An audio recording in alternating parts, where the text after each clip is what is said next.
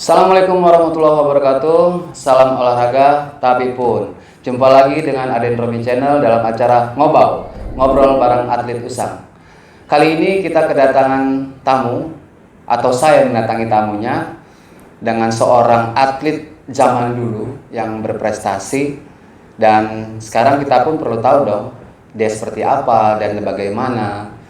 Dia dulu seorang petinju berprestasi, sering masuk dalam berita di koran-koran karena prestasinya. Ladies and gentlemen, inilah dia Bung Cakarmanto. Selamat pagi. Oke, assalamualaikum Bang. Waalaikumsalam warahmatullahi wabarakatuh. Nah, gimana kabarnya ini Bang? Baik-baik saja. Alhamdulillah. Alhamdulillah. Jadi apa kegiatan saat ini Bang? Ya biasalah rutin di KONI provinsi dan jurusan tempat dan lain sebagainya juga ikut ke mana-mana juga. Ya alhamdulillah dipercaya lah. Ya. Jadi kita ngobrol-ngobrol saat ini Bang. Kita mau ngobrol-ngobrolkan tentang zamannya dulu Abang gitu kan. Abang kan dulu terkenal dengan petinju, ya kan? Petinju yang berprestasi, yang saya juga mungkin dulu masih kecil, tapi saya dengar infonya sering masuk keluar koran gitu kan, berita-beritanya tentang prestasinya. Nah, saya mau tahu gitu. Jadi asal muasal Abang itu bisa kenal tinju itu dari mana? Apakah karena teman, apa karena saudara, atau karena siapa gitu kan? Dia ceritanya dari mana asalnya? Mungkin bisa diceritain Bang. Ya, gini ceritanya. Ini orang suku Minang Padang kan suka merantau. Ini karena rantau tuh dulu punya teman, dulu punya kawan kan. Nah gimana kawan tuh bisa kenal sama kita, ataupun mungkin pejabat kali ya. Kalau kemana kita tahu pejabat, kita tahu dengan pejabat. Kalau pejabat nggak kenal sama kita, itulah rumusnya awalnya itu. Alhamdulillah, emang ya sejak latihan awalnya juga emang sulit-sulit juga, namanya anak rantau. Jadi dulu latihannya emang dari di Sumatera Barat apa pas sudah merantaunya? Memang sudah di Lampung. Oh berarti dari Sumatera Barat merantau ke Lampung gitu ya? Enggak, dulu awal di Pekanbaru. Oh awal Pekanbaru. Pekanbaru tuh tahun 78 ke Lampung, terus tahun 79 ke Jakarta. Nah ketemulah atlet-atlet Presiden Cup ketemu di Istora Senayan itu, lihat petinju yang kecil, Herim Timo, itu jadi idolaku sekarang. Karena dia kecil, aku anggap, nah petinju aku bisa petinju juga nih ceritanya kan. Saya juga kecil. Akhirnya saya pulang di Jakarta itu latihan tinju. Di Lampung. Mendiang aku tuh pelatih Bang Amir Hamzah. Siapa aku tanya, Bang, aku bisa latihan tinju nggak sih Bang? Oh bisa. Waktu usia itu masih 15-14 lah itu waktu itu ya. Latihan lah. Prestasi juga waktu itu. Karena prestasi kita pingin ibaratnya kalau mau tinju jadi prestasi cepat lah gitu. Nah akhirnya saya ke Aceh dulu, sempat ke Aceh.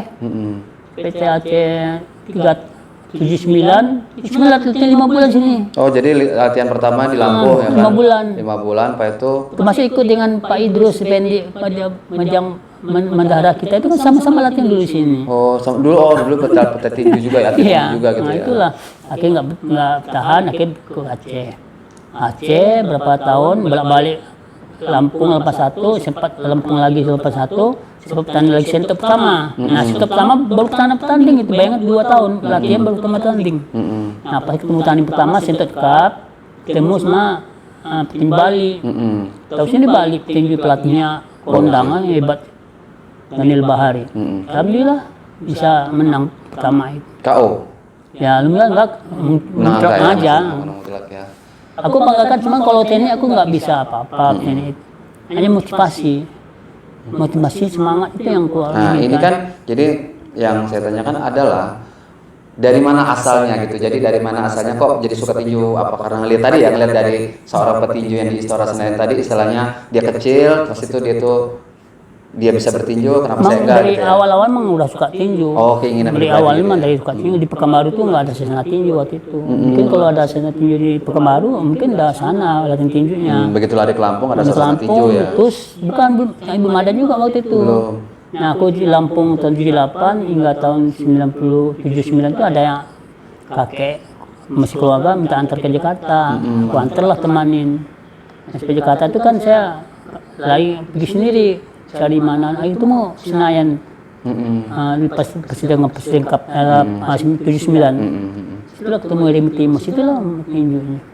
Sekarang tinju dulu kan gede-gede, besar-besar tinju dulu kan, namanya kalau dulu kalau sayunya kelas berat gitu ya kan, kita nggak tahu kelas levelnya gitu ya.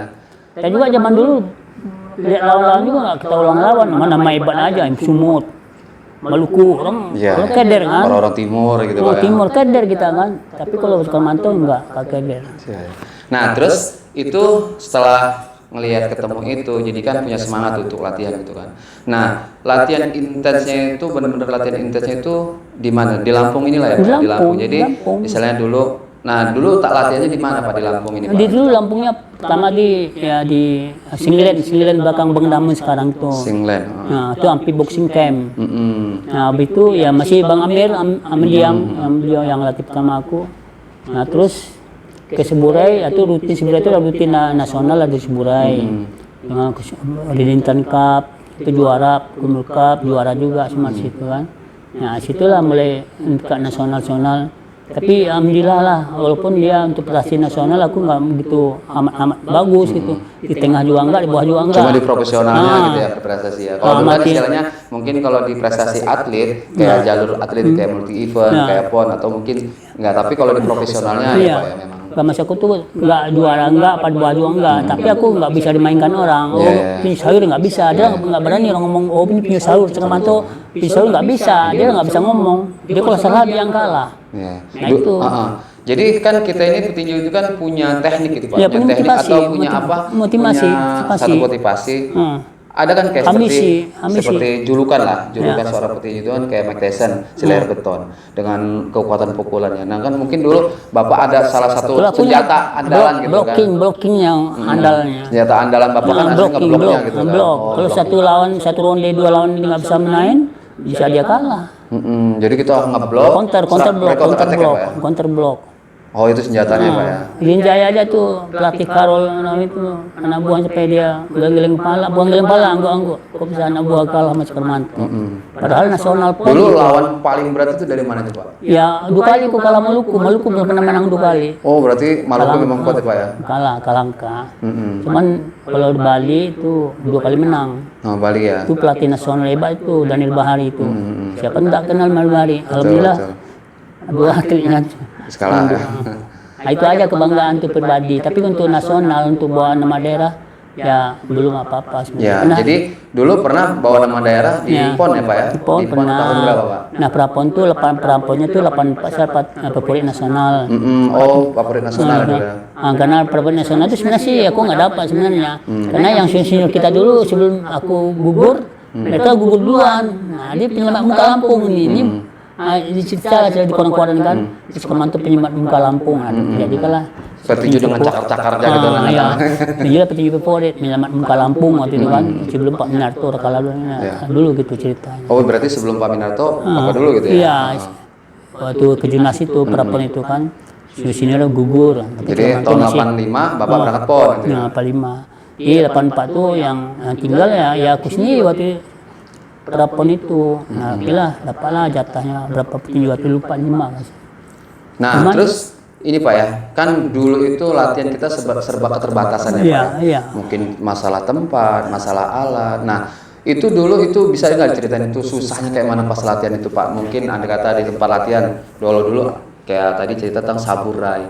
Bagaimana apakah kita lari itu sehari berapa kali, push up berapa kali untuk seorang petinju yang dibutuhkan? Sih zaman dulu tuh hanya motivasi aja yang tinggi sebenarnya. Alat-alat tuh nggak begitu angin sekali. Jadi semangat itu yang paling tinggi, semangat daripada peralatan ya Pak ya? Peralatan. Berarti peralatan itu nomor 2 ya Pak ya? Nomor 2 itu sebenarnya sih kalau lihat petinju sekarang itu sekarang tuh hebat lah sekarang. Kalau seandainya iri, aku ini iri dengan petinju sekarang. Kenapa? Alatnya cukup. Tapi hasilnya cuma hanya begitu saja lah, nggak bisa semangatnya kendor gitu ya. Semangatnya kurang. Dulu kita latihan di Seburai tinggal teluk lari bolak-balik. Udah biasa. Kalau sekarang di motor dipanggil juga sudah. Nah makanya motivasi dulu zaman sekarang ada perbedaan masyarakatnya, masyarakat pemuda-pemuda sekarang membeda. Soalnya motivasinya entah kenapa. Kalau kita motivasi itu ingin dikenal orang, ingin supaya ada nama. Itu. Sedangkan latihan juga ya saya seorang perantau dari Minang, ya saya harus mencari makan dulu berlatihan. Berarti kita cari makan, kita latihan, tapi kita tetap berjalan gitu ya Pak ya. Ingin jadi petinju nasional sampai lari ke Aceh itu. Sampai lari ke Aceh, bolak-balik ke Aceh. Intinya kejar suatu prestasi gitu. Nah, akhirnya di Aceh itu kalau saya dengan Ajadin Anhar, siapa nggak kenal Ajadin Anhar kan? New Prop terkenal sekarang udah. Nah, itu makanya minder lah kami Tapi kita pindah akhirnya ke balik lagi ke Lampung lah, ke Lampung karena Lampung itu memang akhirnya berprestasi dari Lampung ini lah. Gitu. Rumah kedua kita di sini. Iya, iya. Nah, terus itu kan dulu dengan susahnya, berarti kan semangat itulah yang nomor satu adalah semangat ya Pak ya. Jadi masalah alat, masalah latihan. Nah itu dulu latihannya keras ya Pak ya. Iya. Latihan kalau keras seandainya alat seperti sekarang, kalau dulu kalau seandainya ya, alatnya seperti sekarang, itu zaman dulu itu saya ya nggak bisa apa-apa sih, nggak bisa ngomong apa. Bayi bolang itu begini nih. Iya. Bolang pemotor nasional, ibarat internasional, begini Bapak. Cakar, bolang pon masuk pro. Siap kalau bawa medali Bang. Iya. Alhamdulillah kalah dengan nasional. Dulu sehari itu berapa Kak? Ada kata push up, kata tinju itu kata push up. Iya, paling kalau dulu kita motivasi ada yang misalnya ada kalau saya bisa 50, saya 75 satu hari itu kan ada target masing-masing individu aja. Jadi kalau Bapak dulu targetnya berapa Pak? Kalau Bang kadang-kadang nggak tentu juga sih, bisa 100 satu hari, bisa 150. Berarti standar 100 ya Standar Pak? di standar lah ya. Push up Soalnya kadang-kadang ada yang bisa langsung 75 tambah sedikit. Ada yang dua kali angkat bertahap dulu. Terus itu intinya dalam satu hari itu 100 gitu Pak ya. Terus lari gitu ya Pak. Leher terus kekuatan leher. Nah, jadi kalau dulu kalau sekarang kan banyak alat gym, alat apa bisa nguatin leher. Kalau dulu kan benar-benar manual lah ya. Manual aja. Mungkin bisa menciptakan sendiri alat untuk beban itu ya Pak. Benar sih gampang sih, lepas dari tekstur latihan itu cuma motivasi mau nggak tidaknya atlet itu sendiri. Iya. Kan bantal itu begitu aja, pakai apa? Oh pakai bantal bisa ya. Bantal itu asal aja. Motivasinya latihan. Hanya motivasi aja, tinggal kemauan seorang itu ada menjadi atlet amba-ambalan apa menjadi atlet benar. Iya. Karena prestasi itu di diri kita juga Pak ya. Bisa juara itu karena motivasi diri ya kan. Nah terus itu apa sih Pak suka dukanya menjadi seorang atlet gitu loh Pak? Suka dukanya. Pertama kita sukanya dulu lah. Ya sukanya ya kita emang senang lah, bangga lah kan kalau prestasi kita dikenal masyarakat. Walaupun saat ini mungkin ada lupa yang ingat masih ada lah kan. Ketemu orang yang ini Cekermanto. Ya nggak salah ya. Masih ingat lah. Masih. Tapi kalau masa yang dukanya ya semua ada dukanya. Dukanya itu perjalanan hidup, itu bisa lepas gimana hidup. Kita gimana menjalani aja, menjalani dalam doa dan sholat 5 waktu nggak lupa. Iya, intinya 3 tangan itu Pak ya. Iya, 3 tangan itu mengadakan tangan, campur tangan dan garis tangan. Dan hidup kita ini, prinsip hidup aku nih, prinsip hidupku jangan iri lihat orang yang sukses. Tapi kita harus belajar dan kejar orang dia yang berprestasi, orang sukses. Jangan iri. Misalnya kalau mau iri sama yang prestasi gitu Pak ya, kita ngejar kayak dia gitu. Kok iri dia berprestasi, kok iri dia kaya, kenapa kok saya nggak begitu, hidup aku nggak begitu. Dia kaya, dia apa, ini dia bertanggung jawab masing-masing. Betul. Usahakanlah maksimal mungkin, usahakanlah bagaimana kerja yang bisa maksimal untuk anak-anak ini, anakku. Itu prinsipnya begitu. Nah, kan dulu ini berprestasi nih Pak. Prestasi kan pasti ada penghargaan. Kayak salah satunya tadi aja petinju favorit ya kan, petinju favorit nasional kan ya. Jadi kan pastikan kalau dulu apalagi kalau dunia tinju itu tidak jauh-jauh dari masalah materi ya Pak. Iya. Jadi kan dulu istilah penghargaan terbesar itu apa Pak? Andai kata contohnya bonus lah. Kalau zaman kita dulu belum ada uang. Oh. Pernah dapat uang tahun berapa saya lupa tahunnya 100.000. Zaman dulu 100.000 ya, itu pulang bawa keluarga abangku sakit, bawa mobil itu aja hasil 100.000 sama hidup tinju. Hadiah yang paling besar yang dapat duit dari tinju tahun 90 berapa lah itu, 80 sekian lah, belum 90. Oh belum 90 ya, kisar 86, 87 itu Pak ya. Nah, itu yang paling dapat duit 100.000 bonus dari peringkat juara. Terus dari pemerintah sendiri gitu loh Pak?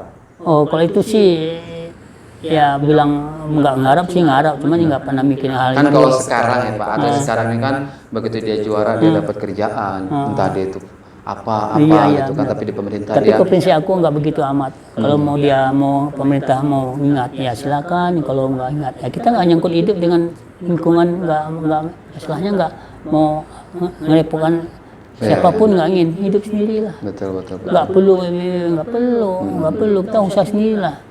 Walaupun sesuatu ada pernah aku memberi kebaikan untuk daerah, itu kan wajar lah. Itu dulu ya Pak ya. Wajar lah kita mampu motivasi hidup seorang pemuda waktu itu kan, wajar ingin dikenal, ingin bawa nama ini, itu boleh lah, nggak apa-apa. Masalah itu kan pribadi masing-masing. Biar orang ini kata ini ya nggak apa-apa, orang berkata hak dia. Kita kan beda, prinsip kita hidup tuh cukuplah kita jalani kemampuan kita berapa, ya kita ukur juga kemampuan kita. Kita prestasi nggak bagus, minta menuntut macam-macam. Iya. Cuman kebanggaan bapak tuh selama petinju belum pernah KO aja. Oh iya, tapi ngawin sering. Nah, sering nggak sering sih. Tapi beberapa kali ya. Cuman kalau hitung berapa kali kamu kena KO, aku belum. Ya, tapi kalau ngawin orang pernah. Aja. Aku bangga siapa lawan nasional benar semua, belum paling kalah angka tipis. Iya. Itu pun dihitung juga belum pernah kena hitung, tinju itu belum pernah kena hitung belum. Berarti Belum ya pernah itu kena tadi hitung. senjatanya itu yang blok itu ya. Iya, belum pernah hitung. Yang sampai bloknya langsung hidup, kita tetap hidup. Nggak diam. Jadi kalau diam berapa detik aja kita dihitung. Betul. Enggak. Nah, itu yang dibangga pribadi doang. Tapi untuk nasional, ya ada juga kita nggak dianggap petinju sayur. Nggak pernah berani orang bilang tetap petinju sayur. diperhitungkan ya Pak ya. Nah, itu kan tadi itu tentang prestasi-prestasi. Nah, mungkin sekarang kita bicara saat ini. Bapak masih aktif nggak di dunia tinju? ya saat ini beberapa bulan terakhir ini saya bukan stop ya, mungkin dulu sementara aja karena lagi hidup ada ikut bisnis baru. Itu dimanfaatkan dulu, dimotivasikan dulu hasilnya bagaimana. Soal itu harapan terakhir. Tapi berarti tinju istilahnya kan mungkin melatih saat ini atau tidak, berarti sementara lagi off ya Pak ya? Tapi kemarin-kemarin melatih ya Pak ya? Masih. Setelah pensiun dari atlet masih melatih itu ya, bekal olahraga daerah tahun 2017 nah 17 itu buat naik kanan. Jadi bawa atlet kanan walaupun tidak diakui sebagai kanan sudah bapak 1 emas 3 perak. Atlet bapak ya. Bukan dari bapak, emang bapak yang latih. Bapak yang latih. Bapak yang latih, cuman nama lain di situ. Cuma bapak nggak mau ribut hal itu. Ya jadi gini, jadi istilahnya itu karakternya. Jadi kayak bapak sebagai ngelatih di sini saat nanti begitu tim bukan bapak gitu kan. Bukan, bapak nggak ada masalah. Pak buktikan bapak mampu 1 emas 3 perak. Dengan atlet itu, walaupun dengan identitasnya di administrasinya orang gitu Pak ya, padahal pelatihnya adalah bapak gitu kan ya. 1 emas 3 perak. Berarti itu kan kau semua banyak lawan sama dia. Satu aja itu kan memang istilahnya terbukti gitu kan. Jadi dulu atlet berprestasi, kita berlatih pun bisa bikin orang prestasi gitu kan. Nah, sekarang ini kan istilahnya dulu bapak berprestasi di dunia tinju, terus itu pernah menjadikan atlet. Nah, sekarang kehidupan bapak seperti apa gitu kan? Kerjaannya, sekarang kerjaan bapak itu kerja biasa lah kalau kerja kehidupan yang hidup harus kerja. Dan juga motivasi itu tetap kita nggak pernah mati, nggak pernah diam, nggak pernah apa. Ya tetap motivasi tinggi. Makanya sementara untuk biar bisnis baru yang sedang ikut ini ya bisnis di PT DBS kan. Itu ikutin supaya ya difokus dulu. Kalau habis dulu udah kelihatan hasilnya lumayan, nanti baru bisa nyambang ke tinju. Itu bergerak di bidang apa usaha? Bidang bisnis multi level, tapi bukan multi level. Sepertinya ya bukan multi level, dia bayar langsung, ambil langsung sistemnya nggak multi level bukan. Itu punya bapak sendiri? Bukan, kita bergabung dengan PT DBS. Bergabung. Tapi kalau kerja bapak sendiri selain dari bergabung? Ya, kita buka jasa cleaning service. Jasa cleaning service ya.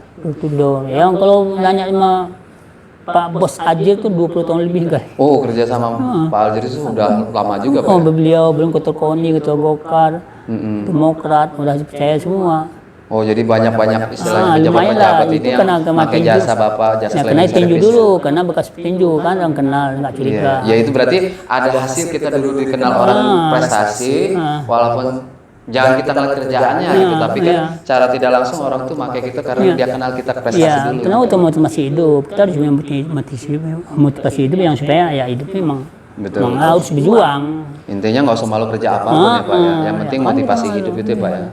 Harga diri masalahnya itu nggak bisa, walaupun kerja apapun kerjanya itu lain masalah.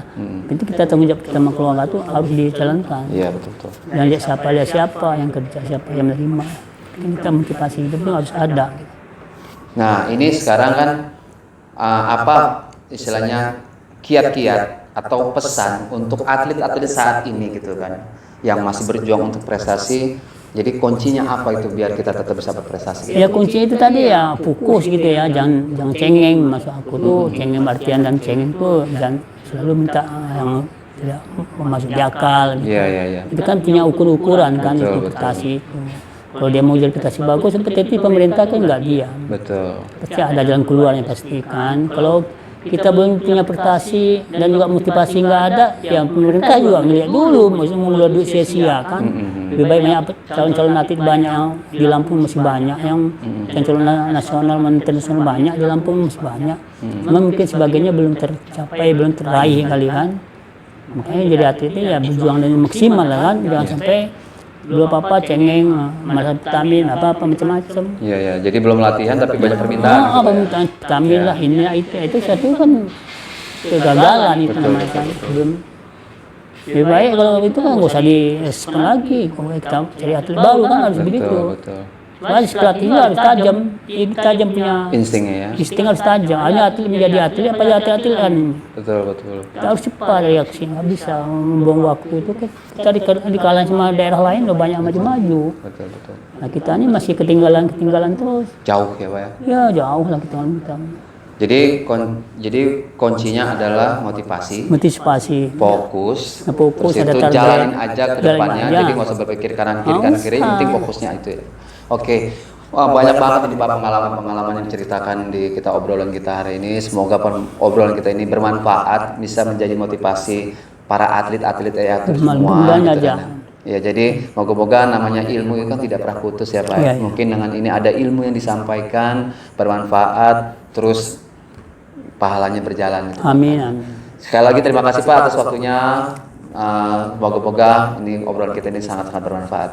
Oke, ya itu semua. Tadi kita sudah panjang lebar ngobrol-ngobrol sama seorang petinju yang berprestasi dari Lampung, Pak Cakarmanto, yang saat ini dia bekerja di jasa cleaning service. Jadi kalau mungkin kita mau butuh jasa cleaning service, bisa kita hubungi Pak Cakarmanto. Moga dia apapun yang saat ini dia lakukan menjadi ladang amal dan barokah untuk keluarganya. Kita sama-sama berdoa untuk para mantan-mantan atlet yang berprestasi, semoga sisa-sisa dari hasil prestasinya dia bisa manfaatkan.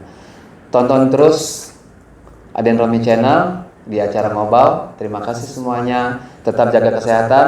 Salam olahraga. Assalamualaikum warahmatullahi wabarakatuh. Cus.